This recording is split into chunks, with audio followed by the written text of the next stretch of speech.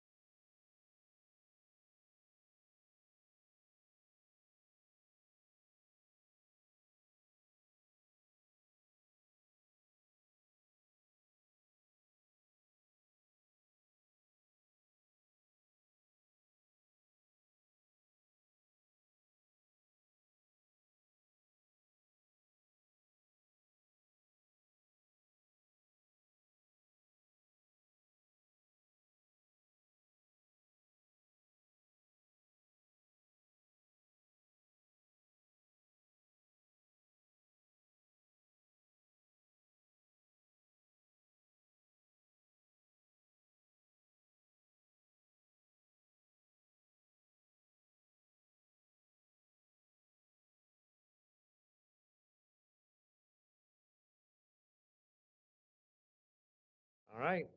Cameras on for people.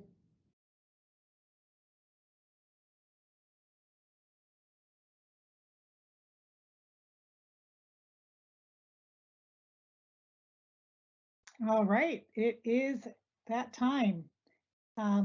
Welcome. We are about to, I call to order this meeting, this special meeting of the Scottsdale Unified School District number 48 Governing Board. Today is October 5th. It's 5:30 p.m. I'd like to start with a roll call. John Warner. Libby Hartwells. And I'm Julie Sanowski. We do have a quorum with 3 of our 5 governing board members present. Vice President Werner, can you lead us in the Pledge of Allegiance? I pledge allegiance to the flag of the United States of America and to the republic for which it stands, one nation, under God, indivisible, with liberty and justice for all. Thank you. At this time, I'd like to make a motion to approve the agenda. Is there a second? Second. Seconded by Dr. Hartwells. Thank you. All in favor, say aye. Aye. Aye. That motion passes 3-0. We are going to move on to our only action item for this evening, and that is to approve the fiscal year 2022-2023 annual school level report. And Shannon Crozier has sent out a very extensive, detailed document on this. And Shannon, why don't you go ahead and take it away? Thank you, Board President Sanowski, Vice President Warner, members of the board, and Dr. Menzel and guests. So generally, this would come in the form of our AFR presentation, but the forms didn't come out till late Friday night, and we had some cell issues, so we weren't able to start on it till this week. So we were quickly put it together and grateful that everybody could get together to meet. And I'm just going to go ahead and share my screen. Hopefully, y'all can see that. So what this report does is it takes all of the information that's in the AFR, which we had presented on Tuesday night, and it just breaks it down to compare school by school on how those expenditures look. Keeping in mind that some things just aren't even coded to a school, but it goes and takes that information and breaks that down. So there's lots of different tabs on here. There's lots of different information in here. I'm just going to point out the 2 things that I think are of most interest to community and those wanting to see this information. There's a school comparison tab. And so within that one, which is what we're on right now, it will allow you to pick different schools. And I've got 2 schools that I picked, but there's a drop down where you can pick a school and compare that information. You can actually do up to, I think it's, we got five different schools that you can look at. And it'll tell you the school, the number of unweighted attending student count at that school. So you can see these 2 schools are pretty similar in size. And it basically just breaks down, like within function 1000, how much was salary, and then divides that out per pupil. So you can kind of see a per pupil rate for all of the categories within the AFR between the 2 schools. And there'll be variances that end up happening, because this pulls multiple funds. If a school did, had construction at that school, so like a Pueblo will have a higher amount per pupil in some areas because we rebuilt that school last year. But for the most part, it gives you the ability to kind of look at things and compare what did they do within that school, broken out by salaries, benefits, supplies, that type of thing, within the 2100s. And as you can see, for the most part, they're generally fairly close in the per pupil amount. Within salaries, if you have a teacher at a school who's got a higher educational level, higher experience level, where they're making more, you'll see variances there. But it just kind of breaks down that information to be able to see it at a school level and compare how much is being spent between 2 schools.